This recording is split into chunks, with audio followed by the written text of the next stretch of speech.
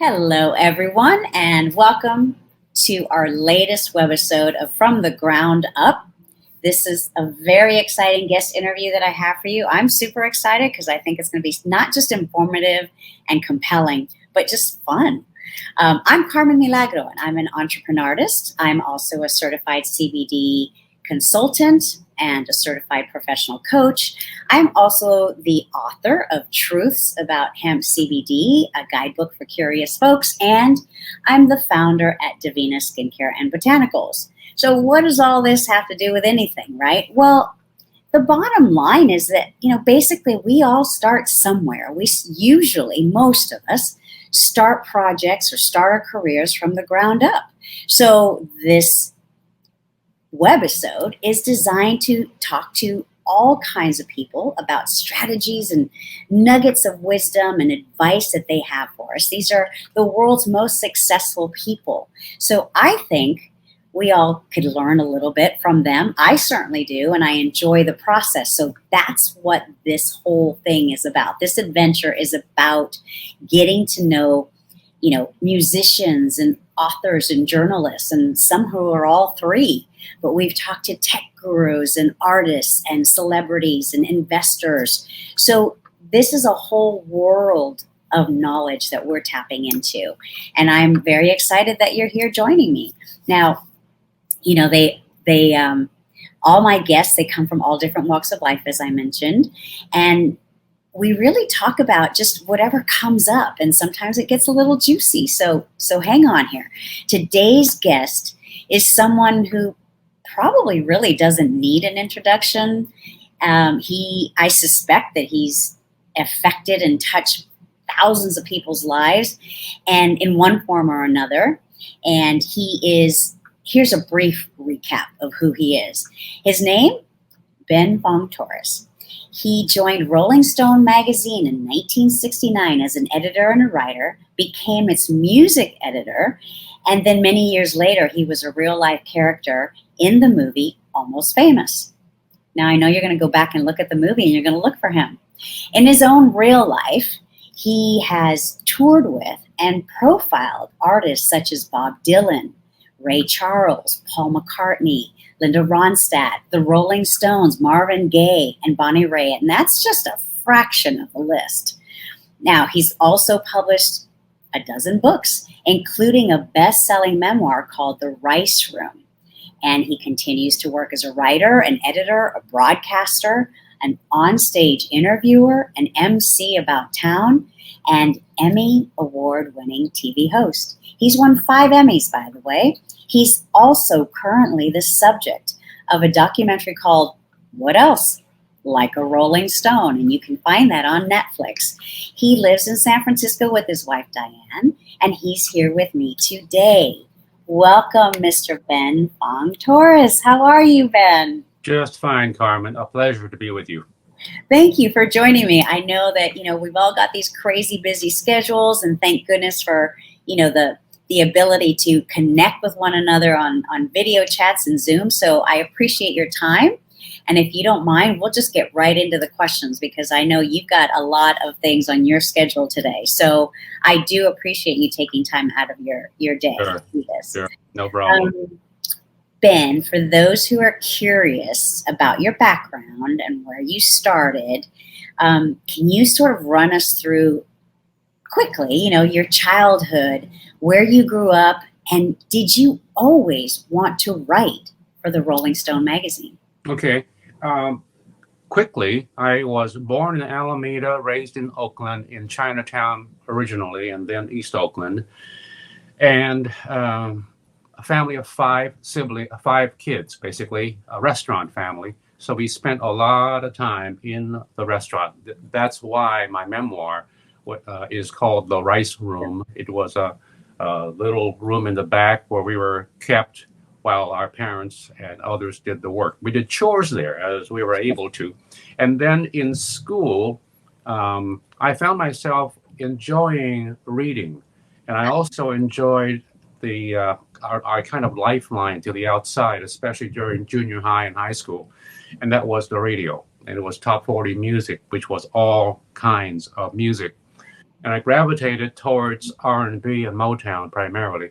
In reading, I gravitated towards the local paper and books that we got from the library nearby.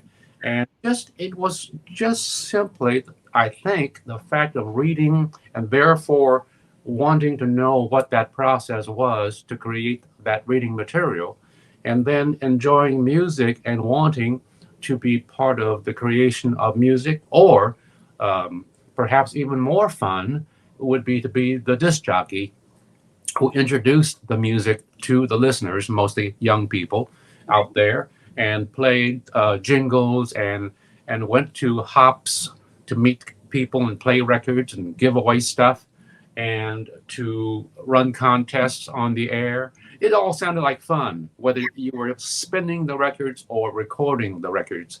And so those are two things on my mind.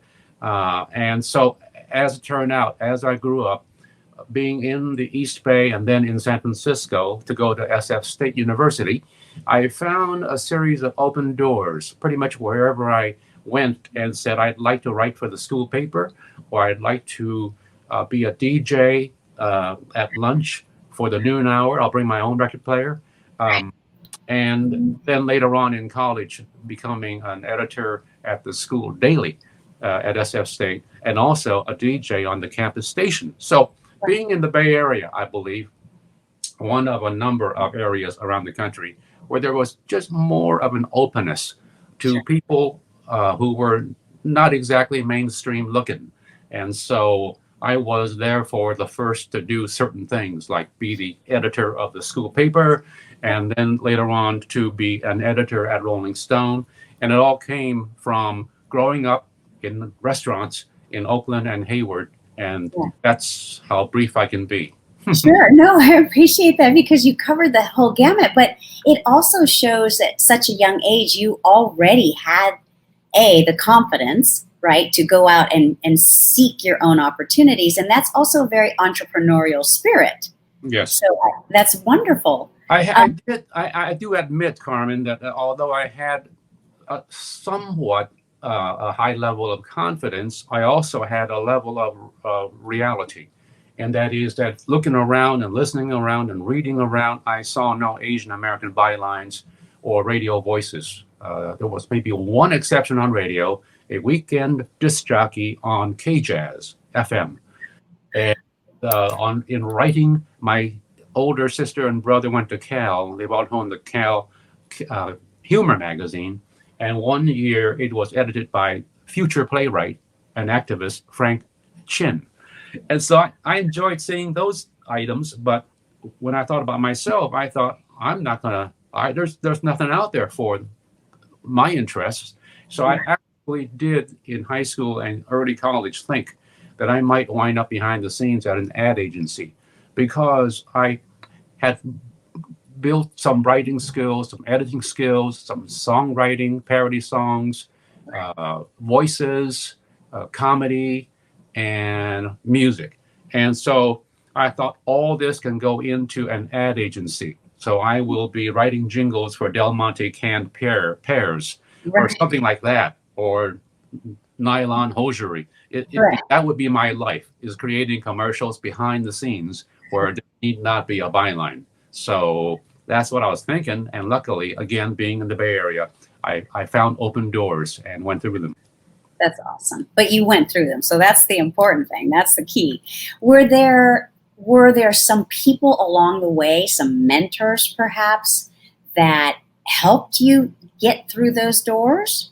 Were there someone in particular or a couple of people that stand out for you? Well, yeah, I'm not so sure they were standing at those doors, but they were open. And so one of them was that I went off to Texas with my father when I was 12 until 13. He had a restaurant venture on Route 66 in Amarillo. And so he drafted me among our siblings to go with him to be basically company and some help. It was a fancy Chinese American restaurant.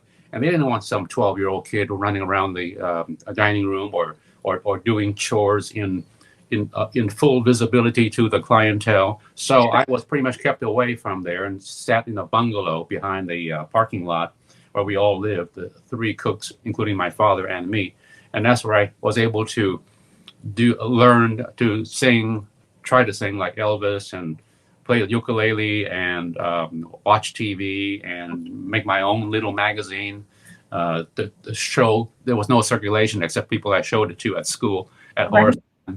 And so coming back to Westlake Junior High School for ninth grade, I was stunned in mid-year when Ms. Reed, a social science teacher, I believe, stopped me one day and said, "Ben, I think you ought to run for a student body president."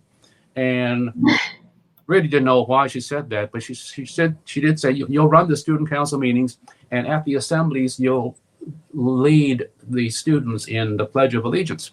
So I thought, wow, I get a microphone. I'm in. All right, I'll be president too. What the heck? Whatever it takes. Right. That's the artist in you. In front of a crowd, crack a joke and pledge allegiance to this country. This indivisible country, by the way. And although that has changed quite a bit, actually.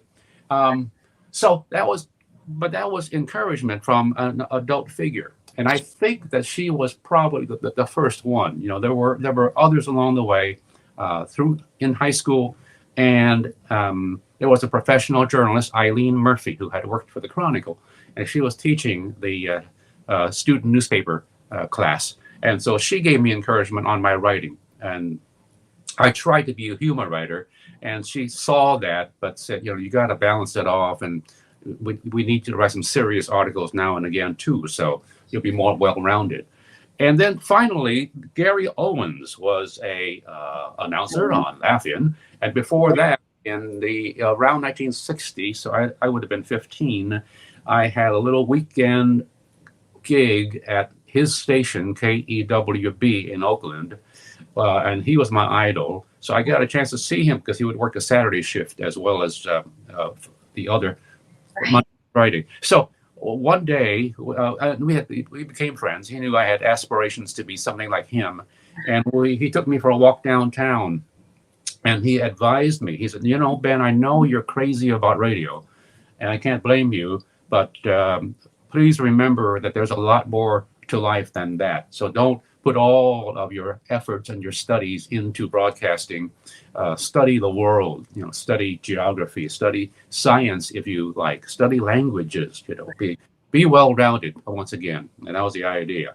Yeah. And I idolized him so much that I took his message to heart. And so I went out to SF State and tried to learn everything like Gary said I should, and held off going to the campus station and the campus daily until I had 2 years under my belt and a solid C- GPA. And so then I felt ready to conquer the world. Well, it's all about when you feel ready, right? To tackle, to take on, to add more to your repertoire. Right. If you had a chance to go back to 15-year-old Ben, knowing what you know now, are there a couple of tips? I would say avoid Gary Owens, if possible, and don't run for president. That's never out too well for anybody who is unqualified and then running for president, demanding a vote recount. No, I don't think so. Today at 15, the world is so completely different. The opportunities are different now for young people. Vaulting back 60 years to when I was 15 or so, it was just such a different world, And I already ran through all that stuff with you. So today, I would advise what Bobby Newworth, who just passed away. He was a close buddy of a lot of folks in folk and rock and roll music, a significant figure. And I ran into him once at South by Southwest in Austin. We were chatting away, and I think he was quoting a buddy of his, and he said, I always like that line. If you don't take a chance, you ain't got a chance. And so even though I was by that time an adult, I just loved it because I was invited quite often to talk with younger people in classes, seminars, conferences. And they're always asking for that kind of advice, Exactly. So I kept that in my pocket and have used it a number of times. And I think that's what I would tell the 15-year-old me now. Just take that chance. Yep. That's awesome. That's amazing. Now, is there, as far as your career choices, fast forward a little bit more, is there something that stands out for you that was the most pivotal in your adult life, as far as your career, your path, something that was just mind blowing, perhaps? Well, the entry into Rolling Stone, I suppose, is rather significant, Yeah, and that yeah, all just a little. yeah, and that all came out of being in the right place at the exact right time. Rolling Stone had started coming out in late 1967. My roommates, my two main roommates, were really involved, two, three of them actually, in music and media. One of them was a road manager for Albert Grossman, and his groups included the Mamas and the Papas and Jimi Hendrix and Peter, Paul, and Mary. And he was a roommate when he wasn't on the road. And so he was wired into the music scene more than I was. And so one day he just said, "Hey, there's a free concert down a few blocks away here on Divisadero and Steiner, and it's going to be the Siegel Schwall band from Chicago, blues band, and they're here because they're helping promote a Dick Clark film about the Haight-Ashbury." And I went, "What? This American bandstand? Oh, of all people, doing a thing on the hip scene." So Right. by that time, Rolling Stone had been out for about 3 months. We were all big fans of it. One of my roommates said, "Yeah, you should call Rolling Stone, tell them, and see if they already know about this." Probably do. So I called, and they didn't know about it. And so an editor there, well, one of the maybe two editors they had at that point in early '68, said, "Hey, yeah, go ahead and see what happens. If you get some stuff, send it in." And so I wrote, maybe 3 paragraphs in issue 6 or 8, and it was probably $5, but the door was open. And once I was published without a byline, just a few bucks for a few words, at least I was in through the door. And so shortly after that, I proposed that I help cover the first labor strike of a hip radio station, KMPX, a pioneer station, freeform. And I told them that I had some radio experience and could maybe help on the reporting. It was a gargantuan story. And so they said, "Yeah, we could use some help." And so go on down there and see what's going on and meet Robert, the guy who's our main reporter on it. And so I did. And soon after that, he left the gig, the magazine, and I took over that strike that went on for about 2-3 months. Right. And so that was my full entree into Rolling Stone. Then freelanced for a year. Jan Wenner wrote me a terse note on one of the paltry paychecks he offered us and said, "See me for lunch." So I did and got a job as news editor of Rolling Stone, starting in May of 1969. So that was a pivotal point. I would say so, Ben. but again, what I'm hearing you say in these stories, I mean, you and I have known each other, for a little bit, but it's so wonderful to have these discussions because I always learn something new, even when my guest is someone that I already know. What I'm hearing is not just that the doors were open and not just that you walked through them, but you also opened your own doors, because there's not a big jump, right? From when you can sit around and wait for things, or excuse me, I mean, there is a big jump. You can sit around and wait for things to happen to you in whatever it is that you're trying to accomplish in life. And then there's that modality, that method of thinking of, well, let me give this a shot. Like you said, you don't stand a chance if you don't take it. Right. I really admire that quality, and I'm just thrilled to be learning this more in detail from you. Thank you for sharing.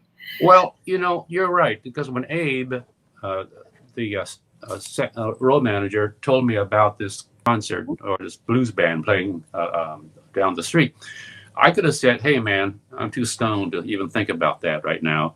Or, hey, man, I'm going to be busy getting stoned, so I won't be going down there to do a story for anybody, even Rolling Stone. I could have lazed my way out. But in college, you start as a reporter on the campus daily. And I don't recall the process of them picking the next team of editors for the following semester. Obviously, the incoming editor-in-chief says, hey, I want Susan, I want Tom, I want Ben, and I want Delphine to be pretty much the core editors. And how does that happen? Well, he or she, the editor, is observing your work, looking at it daily, recalling which ones of us were the most capable, met deadlines, worked hard, played well with others. Those are the elements they're looking at. And then suddenly, oh, I'm the I'm the city editor of SF State's daily paper at a tumultuous time in the history of our civilization, the mid-60s. And so that's how that happened. And at Rolling Stone, you do a couple of freelance pieces. I wasn't knocking on their door to look for a job. I am actually somewhat passive in my career. But Jan and John Burks, the late John Burks, the managing editor, saw something and got along with me when I came in to deliver my goods.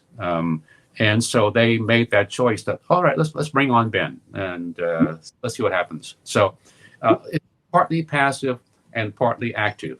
And in my book career, you mentioned a dozen books. Yes. Where that probably 9 of them are the ideas of somebody else, that someone else came to my editor, Sarah, and said, hey, do you think Ben might want to do this? Or, hey, we have this book idea. And who do you have? And Sarah would be the one saying, well, I think, Ben's between projects right now, and he could handle this one. Let's talk with him. And so it happens. It's not me sitting in my man cave trying to dream up all these brainstorms and knocking on doors and hitting the phones and rolling through my Rolodex. No, it's always this phone call from Sarah. Uh-oh, work again. Oh, dang it, another book. So darn. You poor man. I know. Woe is me. Yes, I can see that it's just horrible. Ben, let's fast forward to because I want to be cognizant of our time together. Yes. And I know that we could probably spend a lot more time, but I want to definitely focus on currently. How is it that you were able to be the topic of this Netflix project? I mean, how did you feel when that came into your world, that opportunity, or how did it come into you? Right. Suzanne Jo Kai, who you can Google now, she's done a ton of interviews along with me, and she tells the same stupid story. No, she tells the same tale about how this came to be. And so I'll try to defer to her, okay? Basically, we've known each other for a long, long time. We both go back to the 70s in the Bay Area in media. Me in print and radio.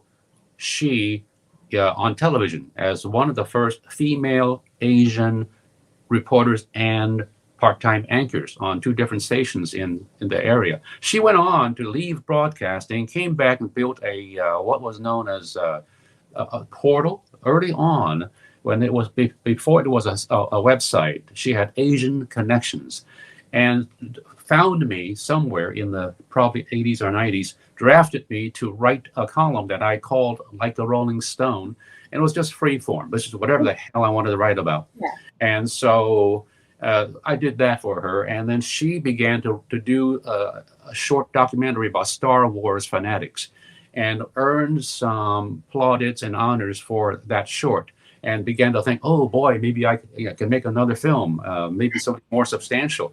And around that time, she says, I was in LA to have a meeting with Q. She says Q because she's begun to drop initials as well as names. I tend to say Mr. Jones. The way Suzanne tells the story is that after my meeting with Quincy, she and I had a meeting in which she brought up the subject of my being in so many other music documentaries and profiles, and also a talking head when something happens in the Bay Area to a pop culture, a person, comedian, actor, Sure. mainly musician. And they pass away, my phone just rings like crazy. And so I'm sought for a comment. Sure. And so she said, why aren't you the subject of a documentary or an obituary? And so I said, well, heck. She says, I said, well, heck, why don't you do one? You know, in my snarky way. And she said, okay, I will. And a quick, rapid dozen years later, it is.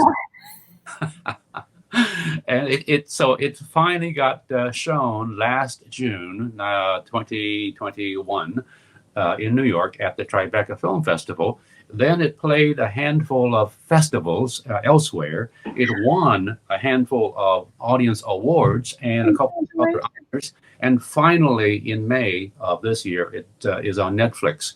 But when she first proposed it, I'm saying she proposed it, I probably was ambivalent. I don't know that I wanted to let it all out there, because you don't know going in. Someone says, I want to do your life story. Well, some of my life story is difficult for me to retell or to even just talk about, as will be evident in Like a Rolling Stone. So I said, man, I have family concerns and I have my own personal concerns, and Diane. And so I'm sure I thought about it quite a bit. But then, as with the case with the Rice Room, my editor there, Leslie Wells in New York, said, your story is worth telling. And there aren't a whole lot of people, especially among people of color, who can read that story and feel your experiences the way you can tell it. And so it's really important. It's not just vanity. And so I think I thought about that when Suzanne made her pitch and began work on it. And so that's how I felt. And now I feel like, yeah, she did tell a story that is far more than a rock doc. It's not just about my career. It's about being an immigrant family member, and it's about the rock and roll scene of the 60s. It's about the social, political, cultural changes that changed the world really in the late 60s. It's about journalism itself. So lots of strands that she and her editors and the crew were able to weave together quite deftly, and also pepper it with a lot of the superstar names that I chronicled and came in contact with over the decades, and then also snagged a couple of stars in real time today to be on the documentary, including Steve Martin and Elton John and Carlos Santana and a few others, all commenting about my work or our relationship over the years. And so I'm pretty overwhelmed by that part of it, that these people still will even speak with me. But but speak they did. Yeah, that's incredible. I mean, it sounds, because you're so multifaceted, it seems to me that it makes sense that this documentary is so multifaceted. Well, yeah, you're right. The one of the things when I thought about the documentary, which I've still only seen maybe 3 times now in over a year, Right. it's just not easy. It's just not easy. Sure. But one thing I thought was that it strikes me as kind of odd that the viewer will, first of all, the first thing they do is they hear me on the radio back in the mid 70s coming out of a song on KSAN. Then they see me dressed like Bob Dylan on national TV doing Like a Rolling Stone.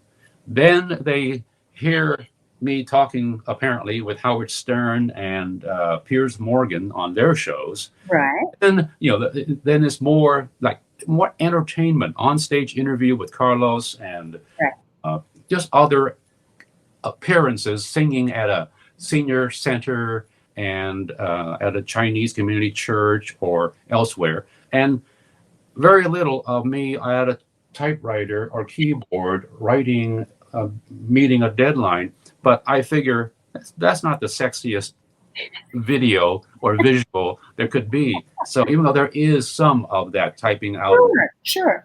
that she went the other way, but I never explain how it is that I'm goofing around with Pat Sajak on Wheel of Fortune, or mimicking Bob Dylan on a program that is produced by Dick Clark. Talk about full circles.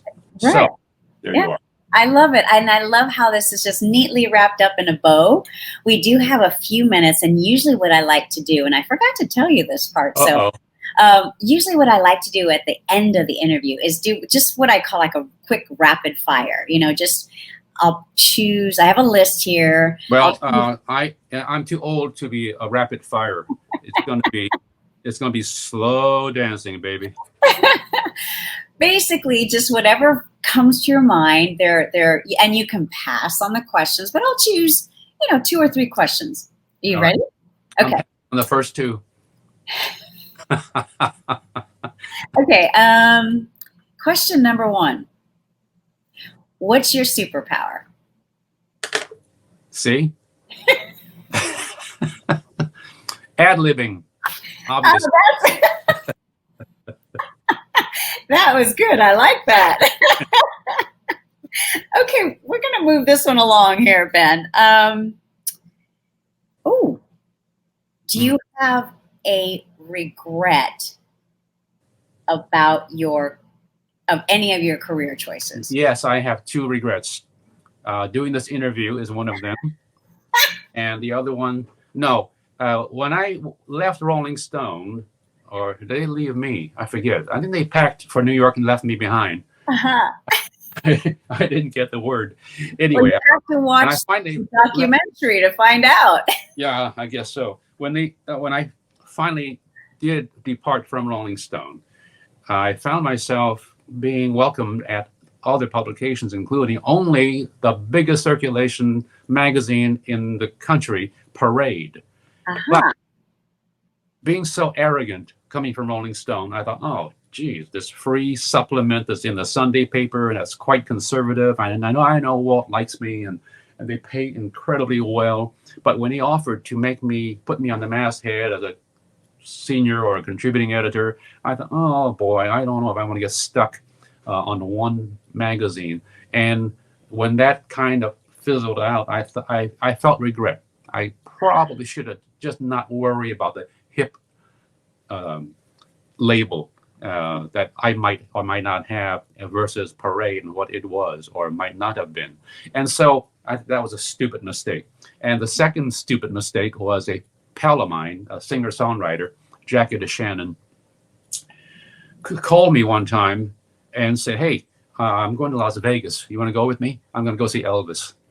And she was a pal of Elvis's, and he was opening at one of the big hotels in Las Vegas, probably the International, but it might have been his second one. And so I told Jackie, gee, I'd like to, but because I love Elvis. I know you do. I have an appointment with John Kay of Steppenwolf,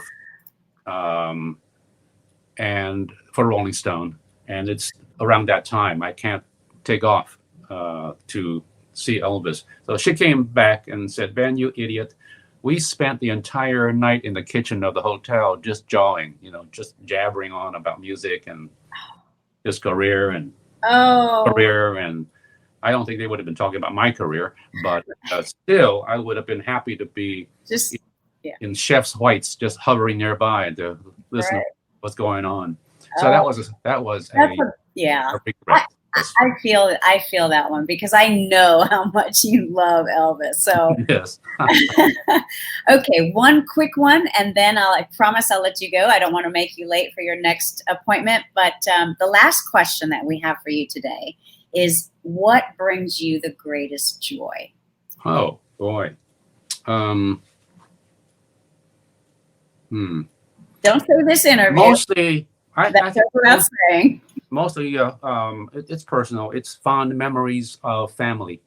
And Diane and I have been married since 1976, so that's a long time. That's a lot of memories.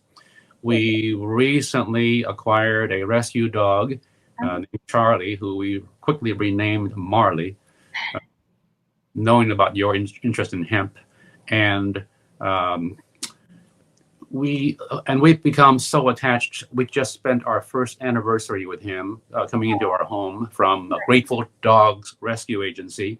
So we have our little family cooking. But I've lost all my siblings, all four of them, and so all I have are their kids, and so their nieces and nephews and a niece, well, whatever. They are the closest we have to family, along with Marley. And so that's the most important stuff. And that's what brings me the most joy. And I just wish that there were more opportunities in this time frame to see them and be with them. But we have to kind of go along with brief visits outdoors or by Zoom. And that, it's just not the same. But when I think back, then those memories do me a lot of good.